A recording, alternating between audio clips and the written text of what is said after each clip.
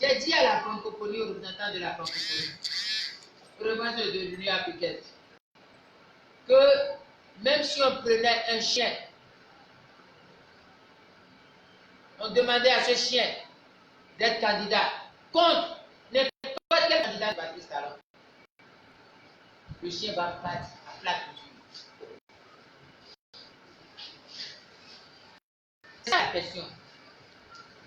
Je reviens maintenant. Lorsque ce monsieur, le président Patrice Talon, et toute son équipe, ils ont vu qu'ils sont impopulaires, qu'ils ne peuvent aller à aucune élection, ils ont décidé d'exclure les gens. Parce que lui-même a dit, la meilleure façon de gagner, c'est de n'avoir pas de compétiteurs, de concurrents. Il ne veut pas de concurrents. S'il y avait la concurrence, si on mettait tout le monde ensemble, c'est la première fois au monde, un régime, un pouvoir va venir en moins de 3 ans, on va aux élections, le pouvoir n'aura pas un seul député. Patrice Talon, en réalité, appuie, il a détalé devant la sanction du peuple. C'est la fuite. C'est l'autre qui a dit grand écart, il a fait grand écart. Soit en longueur. Tu vas traverser quelque chose là. Donc quand vous voyez les gens de la rupture, c'est grand écart. Ils ont fui, ils ne peuvent pas. Ils auront 0 député. Et ça, je l'ai dit à Ouida. Lorsqu'il était allé soutenir le président Séverin Adjobi, j'ai dit que le président Patrice Talon peut mettre des milliards. Il peut même de l'or sur toutes les routes. Il aura 0 député. Et il sait qui je suis. Il sait que quand j'ai dit ça va se faire. Il appuie. Pour fuir maintenant, il a trouvé des arguties. Ce que la communauté internationale a écrit. Regardez, il dit réforme du système électoral, réforme du système partisan. Il met des choses bizarres qui n'existent nulle part. Il pense qu'on ne peut pas faire ces choses. Nous, on a fait. Nous sommes des anciens. On a fait. Mais lui-même ne peut pas faire. Dans quel pays du monde, vous votez des lois. Les lois sont incongrues, inapplicables. Vous pensez que ces lois inapplicables sont contre vos adversaires. Mais parmi vos adversaires, il y en a qui sont très putés, très rodés. Ils ont dit ces obstacles-là, moi on va faire. On a rempli. On a sauté tous les obstacles. Que ce soit le nombre, il faut trouver 1155 membres fondateurs, répartis dans les 77 communes, à raison de 15 par commune. On a trouvé. Il faut faire les dossiers à toutes ces personnes, on a fait. On dépose le dossier, il regarde, il dit ah, que lui. Et ce qui est curieux, le 11 avril dernier, lui-même a avoué que non, c'est lui-même qui a pesé sur la sélection. Et que lui voulait 2, il a pris 2. C'est tout. Est-ce que c'est le rôle du président de choisir ceux qui vont compétir ou pas? Ce n'est pas son rôle. Il a dit que c'est lui qui a influencé le ministère de l'Intérieur. Qu'est-ce que nous pouvons faire d'autre? On trouve de petites bêtes à tout le monde. Par exemple, quand vous prenez le cas de restaurer l'espoir, vous allez lire, nous avons le meilleur ici. Les confidences secrètes du ministère de l'Intérieur demandaient à d'autres d'aller prendre notre dossier, de s'inspirer des dossiers de restaurer l'espoir.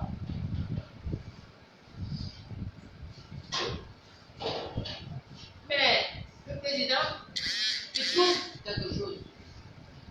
Ah, monsieur Zenali, vous avez mis des mineurs sur la liste. Non, mineurs, mais de quoi? Non. Votre parti est créé en 2006. Mais j'ai vu des gens, on a mis des gens qui sont nés en 1999, en l'an 2000.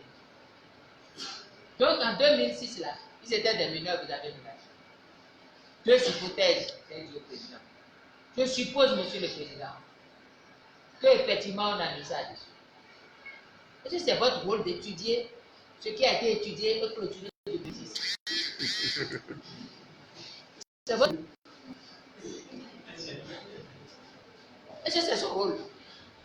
On a donné 2 mois à celui qui a pris le dossier en 2006 de dire que le dossier est bon. Celui qui a dit 2006 c'est bon. Il a donné un récépissé 082 du 8 septembre 2006. Est-ce qu'il y a parti à lui de rouvrir le dossier de l'étudier? Son hypothèse n'est pas juste. C'est dit, deuxième hypothèse. En 2006, monsieur le président, le collège était départemental. En 2018, le collège est communal. Comment arriver à pouvoir déterminer les communes, la provenance communale en 2006? J'ai dit, monsieur le président, personne ne peut le faire. Celui qui le fait est un sophiste.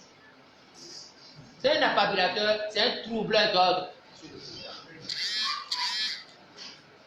En disant comme ça, Patrice Talon devient troubleur d'ordre. C'est ça la question. Le 14 février, devant l'atelier de Joël Aïbo, j'ai expliqué que le certificat de conformité est le plus puissant moyen de fraude jamais utilisé en République du Bénin. Nous étions le 14 février. Je ne croyais pas que je disais vrai. Mais c'est le complot du certificat de conformité qui est destiné à remettre la participation de tous ceux qui veulent aller aux élections dans les seules volontés, dans les seules mains du président de la République. C'est du gastérisme, c'est de la délinquance. C'est de la délinquance pure. J'ai dit que c'est de la délinquance administrative, mais c'est de la délinquance au sommet de l'État. On ne peut pas accepter ça. Et on en arrive à dire tout le monde est exclu. Et vous devez faire une différence entre exclusion et disqualification.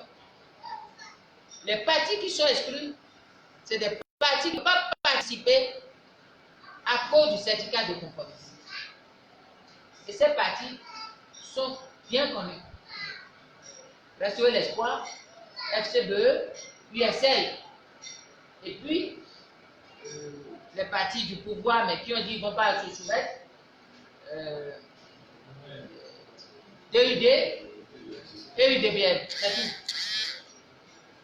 Les autres partis ne sont pas exclus. Le PRD n'est pas exclu. Nous sommes des intellectuels, nous ne pouvons pas nous mentir. Le PRD n'est pas exclu. Les autres aussi ne sont pas exclus. Ils sont disqualifiés. L'exclusion, c'est ceux à qui on a dit, vous ne participez pas. La Sénat ne reçoit même pas votre dossier. Ils sont exclus d'office. Mais ceux qu'on a autorisés à prendre part et leurs dossiers ont été reçus par la Sénat, on ne les a pas exclus. C'est la Sénat qui les a disqualifiés. Je ne sais pas si vous comprenez. En tout cas, moi je ne peux pas la confusion. Les partis qui sont exclus, je les connais. Les partis qui sont disqualifiés, on les connaît. J'ai fait un long écrit sur Facebook sur ça. Donc, vous voyez maintenant que nous sommes exclus. Il n'y a pas élection. Il n'y a pas élection. S'il n'y a pas élection, c'est qu'il n'y a pas alternance. S'il n'y a pas alternance, c'est qu'il n'y a pas démocratie. Puisque les élections constituent le moyen de la démocratie. Et l'alternance est un des principes sacrés de la démocratie. Et ici, il y a même vol du pouvoir, confiscation du pouvoir législatif. Donc, s'il n'y a pas d'élection, il ne peut pas y avoir validation. Lorsque vous dites que, bon, on a validé, on n'a rien validé. On n'a rien validé. Ni au propre, ni au figuré, ce qui n'existe pas ne peut pas être validé. Ce qui n'existe pas ne peut pas être validé. Vous n'existez pas, on va valider quoi? On dit l'élection n'existe pas. Et vous dites qu'on a validé quoi? Rien. Ils sont dans la confiscation. Ils ont nommé des gens. On n'a pas de représentants, on a des gens nommés. C'est tout. Et venons même à ce qu'on appelle, dans cette condition, pas de parodie d'élection. De parodie d'élection. Donc, une élection qui n'en est pas une. Mais observez ce qui se passe. Ce qui se passe, c'est que nous sommes en face d'un coup d'État. Parce que quand Patrice Talon a pris la décision d'exclure les gens, quand il a pris la décision d'aller aux élections seul, vous ne savez pas pourquoi. Il est en train, je ne sais pas si vous savez jouer au golf. Il y a ce qu'on appelle le tour en un. Lorsque, bon, ce n'est pas des langages, ce n'est pas joueur de golf, vous ne pouvez pas comprendre. Mais je vais vous expliquer autrement.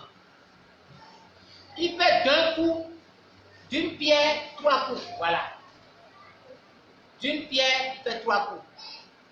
En excluant les gens, il nomme 83 personnes.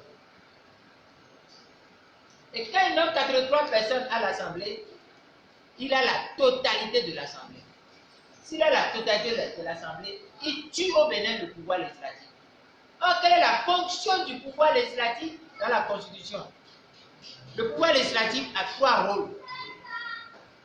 Voter les lois. Donc, il n'y aura plus de vote de loi. C'est ces lois qu'on va voter. Consentir l'impôt, c'est-à-dire les taxes que vous allez payer, il faut que l'Assemblée l'accepte. Même consentir, accepter. Mais il y a une fonction capitale. C'est la fonction de contrôle de l'action gouvernementale. C'est fini. Il tue ces 3 fonctions. Il tue la représentation du peuple. Et il le fait comment? Avec le certificat de conformité, qui est un coup de poste administratif et politique, un coup de poste électoral. Et il le fait à quel moment? Au moment où le certificat de conformité n'est pas inscrit dans la loi, mais au moment où le processus électoral est lancé déjà, et au moment où la Sénat n'avait pas cité le certificat de conformité parmi les pièces constitutives. Nous sommes dans un complot. C'est des poursuites d'un tout. Et la Sénat, comme un crime n'est jamais parfait, rapidement ajoute le certificat de conformité à sa pièce. Et Tiando dit, nous allons être rigoureux, nous serons sans état d'âme. Nous ne tolérons aucune faute. Tous les dossiers doivent être nickel. Mais le même Tiando, ça c'est là, découvre des fautes mineures et des fautes majeures. Vous savez, ce qui se passe, ça sort de la norme. C'est ça ce qui s'est passé. C'est un coup d'État. Parce qu'on appelle coup d'État le recours à un coup de force pour changer la nature d'un régime, pour confisquer un pouvoir, pour renforcer un pouvoir, ou pour détruire un pouvoir. Et le coup de force ici, vous connaissez, c'est le certificat de mise en conformité. Mais le second coup de force, c'est le recours à l'armée. Écoutez, si l'armée proclamait sa neutralité ce soir, est-ce que Patrice Talon va dormir à la présidence aujourd'hui, dans sa maison? C'est-à-dire, le chef d'état-major des armées dit, nous sommes armée républicaine, nous sommes neutres, nous sommes sur personne. Il peut rentrer, il va partir rapide. Il ne tient là que par la présence, le recours aux forces militaires. C'est les forces militaires qui tiennent le pouvoir de Patrice Talon encore là. Et s'il n'avait pas recours aux forces militaires, il ne peut même pas faire ce qu'il a fait. Vous voyez combien de fois on enlève vos collègues jeunes. Vous voyez comment on convoque n'importe comment au commissariat. n'importe qui. Quelqu'un, un responsable de l'opposition, on le convoque, on l'enferme, on persécute, on chasse. C'est quoi ça? Mais ce qui est encore humiliant pour Patrice Talon et pour ses hommes, c'est le 28 avril. Je me souviens, lorsque Bruno Amoussou, le président Bruno Amoussou, disait le 28 avril, l'opposition aura honte. L'opposition sera couverte de honte. Vous avez entendu ça, non? Mais Bruno Amoussou est dépassé, il ne comprend plus rien, il ne peut plus parler au peuple. Il est fini de notre époque. Il ne comprend plus le langage de son peuple. C'est lui qui a dit que l'opposition sera couverte de honte. Mais vous avez vu le score? Vous avez vu? Malgré le bourrage d'une. Vous avez vu? Même à Plakoué, même dans le bureau de vote, le gamin là où, à Plakoué, là où, Chapoutemé à Plakoué, là où Bruno Amoussou lui-même a voté. On parle de 450 inscrits, on dit 7 votants, on dit 4 nuls, 23. C'est ça. À l'université, à l'université, non, je laisse l'université, moi, à Zogo, un de mes fiefs à Zogo, inscrit 210, votant 7. Votant 7. Parmi les 7, il y a encore 4 nuls. Il reste quoi alors? Il reste quoi? Or, les 4 nuls, c'est des gens que j'ai envoyés là-bas pour me rapporter les vrais résultats. Pour que les gens ne mentent pas. Ils étaient dans les cours. Tout ce que vous voyez nul là, c'est les gens qu'on a envoyés pour aller nous rapporter exactement le suffrage. Et populer pour suivre le dépouillement. Donc en réalité, au total, c'est des gens qui n'ont pas 3%, 4%. Ça ne s'est jamais passé dans le monde. C'est-à-dire, depuis que les élections sont élections dans le monde, on n'a jamais vu abstention de plus de 87%. Ils sont pris de peur, ils sont paniques, et ils passent à gauche. Ils ont trouvé certains ONG nationales pour gonfler, et gonfler en gonfler. Bon, ils font confusion entre bulletins nuls, suffrage exprimé, parce que tout a été prémédité dans leur loi. Finalement, l'autre a gonflé. Comme il y a une limite où on ne peut plus tirer sur l'élastique, ça va se casser. Il est resté à 27%. Après avoir tiré, et même c'est cassé, ils ont encore noué, ils ont tiré, et ça ne peut plus tirer, ils sont à 27%. Alors les amis, 27%, c'est une honte, non? C'est une honte. Ils sont même pas, ils sont incapables de se lever au-dessus de 10%, 5%. Alors, le 28 enlève tout crédit à cette parodie d'élection. Donc, il y a 3 choses qui discréditent cette élection. Je pense que vous êtes suffisamment outillés pour comprendre ce sujet. Il n'y a pas élection, il n'y a validation de rien du tout, il n'y a pas 8e législature, il n'y a rien. C'est une pagaille, c'est un acte de délinquance qui se fait. Et regardez, il a parlé des chars d'assaut. Les chars d'assaut. Et aujourd'hui, au niveau de l'Assemblée, c'est des militaires qui campent dans la cour, derrière, partout.